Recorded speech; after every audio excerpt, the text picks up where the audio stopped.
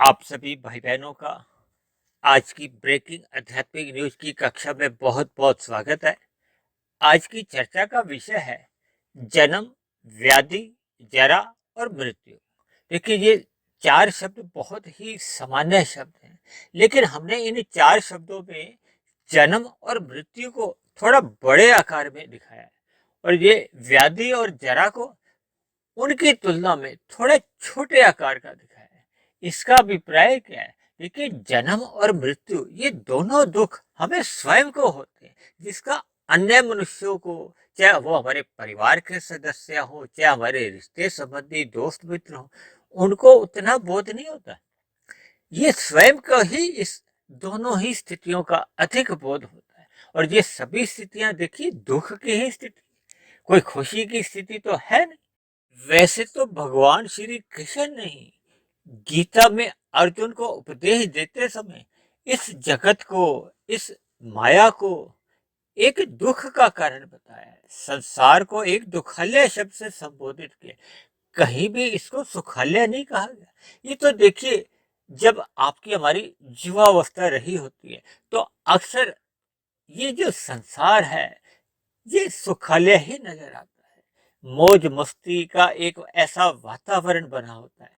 इसका भी कारण है क्योंकि युवावस्था में आपका हमारा रजोगुण प्रधान होता है, और रजोगुण में संसारी जितने भी आकर्षण हैं, सुख हैं, ये जो स्त्री पुरुष का जो आकर्षण भी है, ये भी रजोगुण के कारण ही है। और रजोगुण एक आरंभिक स्थिति में सदा ही सुख देता है। रजोगुण कभी भी आरंभ में दुख नहीं देता, वो तो बाद में देखिए ये दुखों का एक कारण बनता है। जबकि शास्त्रों में जगह जगह हमारे जितने भी मायातीत महापुरुष भी हुए, उन्होंने भी ये देखिए जगत को त्रिविध ताप के साथ एक संबोधित किया। और हमने इस पर तो एक बहुत लंबी चर्चा भी की थी। यानी इस संसार में तीन प्रकार के संताप को हो, दुख को, ये बने ही रहते हैं। लेकिन आज हमारा जो एक इन चार शब्दों पे जो एक चर्चा है कि जन्म और मृत्यु, इस दौरान जो जीवन चलता है आपका हमारा, उसके बीच में ही ये व्याधि और जरा दुख आते हैं। जैसा कि हम सभी भाई बहन इस बात से परिचित हैं कि गर्भावस्था के दौरान शिशु 9 माह के लिए एक माता के गर्भ में, पेट में उसका जीवन बीतता है। क्योंकि देखिए, गर्भ ठहरते ही यानी आत्मा के प्रवेश होते ही एक स्थूल शरीर की एक सृजन का एक कार्य आरंभ हो जाता है। देखिए, आज डॉक्टर लोग बताते हैं ना कि कैसे कैसे अंदर ये प्रक्रिया का एक विस्तार होता है। और जैसा कि हम सभी भाई बहन इस बात से परिचित हैं कि हम सभी भाई बहनों के शरीर के अंदर क्या है, देखिए खून है, मांस है, मज्जा है, यानी इन सभी बातों को हम भली भांति जानते हैं। मल मूत्र है। तो इन सभी स्थितियों में जब एक शिशु के शरीर का निर्माण होता है, और 9 माह का समय देखिए बहुत लंबे काल का होता है। माता तो देखिए अपने जीवन में अपना एक जीवन व्यतीत करती है। हालांकि माता को भी विभिन्न प्रकार के देखिए कष्ट माने गए, लेकिन हमारा जो एक आज की चर्चा है वो शिशु के ऊपर है। यानी कि जन्म के समय जब शिशु की जो अवस्था है, या जन्म, या एक गर्भ स्थिति में, ये जन्म से ही संबंधित बातें हैं। तो ऐसी स्थिति में कितने ही प्रकार के देखिए कष्ट होते हैं, जिनको देखिए अन्य मनुष्य उसकी केवल कल्पना कर सकते हैं। इसी तरह बचपन अवस्था की जो एक आरंभिक स्थिति होती है, 6 माह का बच्चा है, 1 साल का बच्चा है, वो देखिए बोलकर तो अपनी व्यथा नहीं बता सकता, अपना दुख नहीं बता सकता। अक्सर देखिए जब बच्चे को कोई रोग होता है या कुछ उसको कष्ट होता है, तो माता पिता अंदाजे से ही किसी शिशु विशेषज्ञ के पास, डॉक्टर के पास ले जाते हैं, तो वो अपना इलाज करता है। यानी कुल मिलाकर जो बचपन अवस्था की जो आरंभिक स्थितियां होती है, या गर्भावस्था होती है, या जन्म के संबंधित जो भी बातें हैं, ये दुखदायी होती है।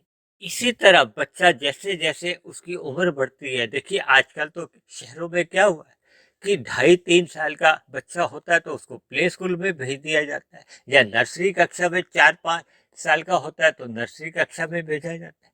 और अक्सर बच्चे देखिए वहां रोते धोते ही जाते हैं, क्योंकि पढ़ना लिखना आरंभिक स्थितियों में बच्चे को अच्छा नहीं लगता। फिर धीरे धीरे देखिए बच्चों को पढ़ने का जो एक होमवर्क मिलता है, यानी आरंभिक स्थितियों में, फिर बड़ी क्लासों में आने पे बच्चों में भी देखिए कई प्रकार की चिंताएं आने लगती है, मानसिक रूप से भी चिंताएं आती है। ये जो व्याधि शब्द है ना, इसी से ही एक शब्द निकला है, आदि।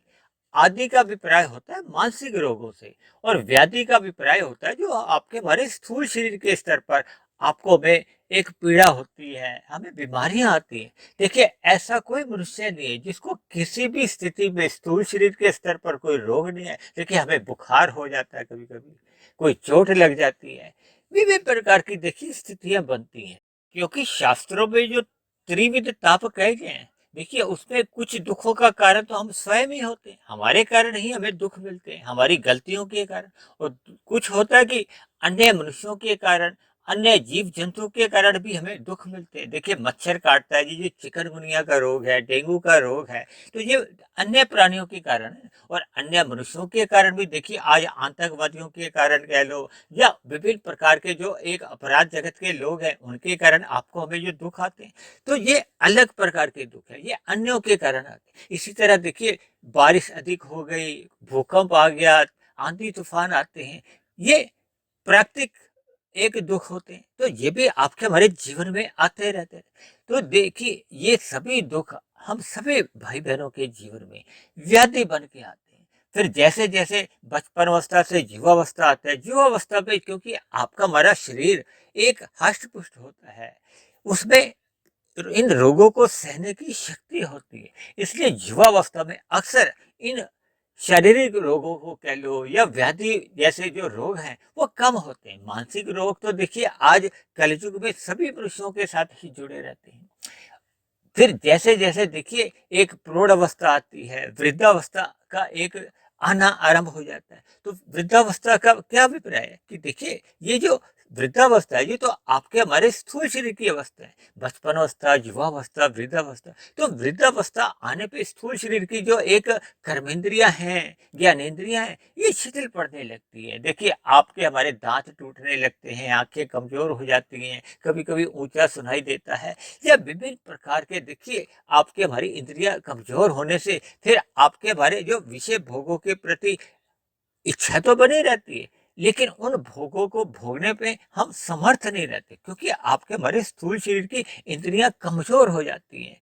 और कलयुग में तो देखिए विभिन्न प्रकार के जो रोग उत्पन्न हो गए हैं वो प्रौढ़ अवस्था के बाद या वृद्धावस्था में अधिक आने लगते हैं। ये जो आज हृदय रोग है, मधुमेह का रोग है, उच्च रक्तचाप का रोग है, या घुटनों का रोग है, देखिए विभिन्न प्रकार के रोगों से एक वृद्धावस्था में शरीर की रोग प्रतिरोधक क्षमता कमजोर होने से, कम होने से फिर इन रोगों से मनुष्य जल्दी ग्रसित होने लगता है। आज संसार में देखिए वृद्धा आश्रम कितने ही अधिक बनते जा रहे हैं, और उसमें देखिए बहुत प्रकार की सुख सुविधाएं भी दी जाती हैं, लेकिन इसके बावजूद भी वृद्धावस्था अपने आप में एक कष्टमय जीवन होता है।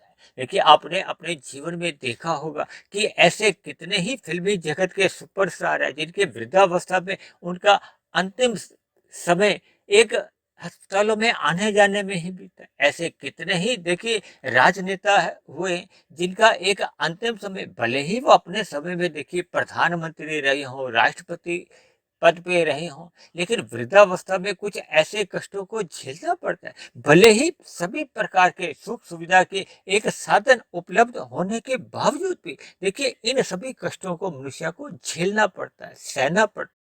और वृद्धावस्था के बाद जो एक अंतिम स्थिति बनती है वो तो देखिए मृत्यु की बनती है। और मृत्यु के समय भी देखिए चाहे कोई अस्पताल में अपना अंतिम समय बिताता है, चाहे घर में बिताता है, ये मृत्यु की जो अंतिम स्थिति होती है ये भी किसी कष्ट से कम नहीं होती। देखिए ये अलग बात है कि अन्य रिश्तेदारों को, परिवार के सदस्यों को उतना दुख महसूस नहीं होता, लेकिन जो मृत्यु की शैया पे बैठ जाता है, मृत्यु की शैया का अभिप्राय है कि मृत्यु के अंतिम क्षणों में कह लो, अंतिम दिनों में कह लो, अंतिम मिनटों में कहो, कुछ भी आप अंदाजे से समझ सकते हो कि ये सभी स्थितियां मृत्यु की बहुत ही एक दर्दनाक स्थितियां होती हैं। क्योंकि आत्मा जब आपके हमारे स्थूल शरीर से, सूक्ष्म शरीर से और कारण शरीर से बाहर निकलती है तो ये स्थिति बहुत ही कष्टदायक होती है। इसलिए मेरी आप सभी भाई बहनों से विनती है कि मनुष्य जीवन का लाभ उठाते हुए ये जो हमें 84 लाख प्रकार की योनियों का जो जन्म मरण का जो बंधन है, यानी कि जन्म, व्याधि, जरा और मृत्यु का जो एक बंधन है, इन दुखों से स्थायी रूप से बाहर निकलने के लिए कह लो, या इन स्थूल शरीर, सूक्ष्म शरीर और कारण शरीर के बंधनों से मुक्त होने के लिए, और आत्मा का जो एक मूल स्वरूप है, मूल स्वरूप क्या है कि आत्मा चेतन तत्व है, ज्ञानमय है और परमात्मा आनंदमय स्वरूप है। इसलिए हमें इन सभी स्थूल शरीर के बंधनों से मुक्त होकर परमात्मा को पाना है, और ये तभी संभव हो पाता है जब मनुष्य मिले हुए जीवन में साधना आरंभ करता है। साधना उसी दिन आरंभ होती है जब मनुष्य अपने कर्मों को सकामता छोड़ निष्काम भाव से कर्म करने आरंभ करता है। फिर वो कर्म योग में स्थित हो जाता है, फिर ज्ञान योग की स्थिति बनती है, फिर भक्ति योग की जो अंतिम स्थिति बनती है। तब ऐसी स्थिति बनने पे स्थूल शरीर के रहते रहते आपका हमारा कारण शरीर और सूक्ष्म शरीर समाप्त हो जाते हैं, और फिर ऐसी स्थिति बनने पे, स्थूल शरीर की मृत्यु आने पे मनुष्य मायातीत की स्थिति में पहुंच जाता है, यानी 84 लाख प्रकार की योनियों के जन्म मरण से उसका छुटकारा हो जाता है। और मोक्ष की स्थिति देखिए आनंद की स्थिति होती है, क्योंकि आत्मा तो देखिए ज्ञान स्वरूप है, आनंद स्वरूप केवल और केवल परमात्मा की सत्ता है। इसलिए मोक्ष काल की स्थिति जो कि बहुत ही करोड़ों अरबों वर्ष की होती है, ऐसी स्थिति पाकर आत्मा आनंदमय जीवन व्यतीत करती है, क्योंकि परमात्मा की संगति में उसका जीवन बीतता है। तो ऐसी सभी शुभ स्थितियां हम सभी भाई बहनों की जल्द से जल्द बने, इन्हीं शुभ कामनाओं के साथ आज की चर्चा विशेष को हम यही विश्राम देते हैं। यदि बनी हुई वीडियो आपको अच्छी लगी हो तो मेरी आप सभी भाई बहनों से विनती है कि इस वीडियो को आप अन्य भाई बहनों में भी शेयर करें, और यदि कोई कमी लगी हो, कोई शिकायत हो, तो नीचे दिए गए कमेंट्स बॉक्स पर जाकर आप अपनी शिकायत लिख सकते हो। तो चर्चा विशेष को यहीं विश्राम देते हैं। कल फिर मिलते हैं एक नए विषय को लेकर, एक नए संदेश के साथ।